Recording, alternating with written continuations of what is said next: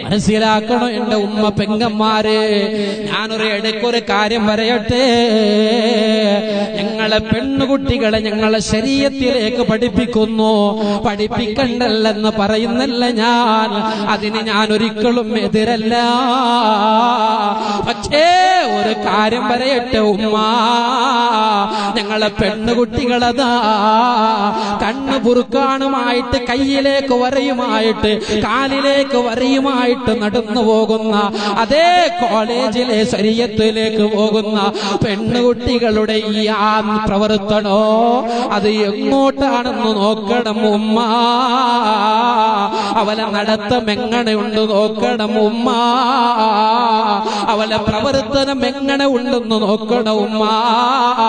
ഒരു പെണ്ണ് കണ്ണു ബുർക്കാനിട്ടത് കൊണ്ടോ, ഒരു പെണ്ണ് അതേ കയ്യിൽ വരയിട്ടത് കൊണ്ടോ, ഒരു പെണ്ണ് കാലിൽ വരയിട്ടത് കൊണ്ടോ ഉമ്മ പെണ്ണിനെ അങ്ങനെ തന്നെ വിട്ടയക്കണ്ട ഉമ്മ.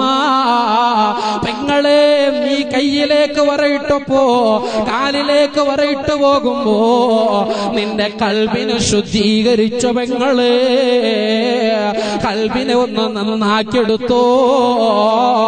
സംശുദ്ധിയാക്കാതെ പുറം മിനുക്കണ്ട, കക്കൂസിനുള്ളൊരു രീതി നീ എടുക്കല്ല ഉമ്മ. നിങ്ങൾ നോക്ക്, ഞങ്ങളൊരു ടോയ്ലറ്റ് ഉണ്ടല്ലോ, ഒരു കക്കൂസ് ഉണ്ടല്ലോ.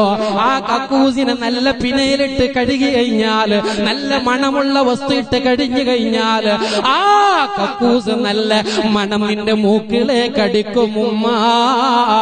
പക്ഷേ എന്തടിച്ചാലും എന്ത് വന്നാലും ആ കക്കൂസിന്റെ ഉൾഭാഗത്തിലുള്ളത് അതൊരു നജസ്സല്ല ഉമ്മ, അതൊരു നാറ്റം പിടിച്ച ഒരു വസ്തുവല്ല ഉമ്മ.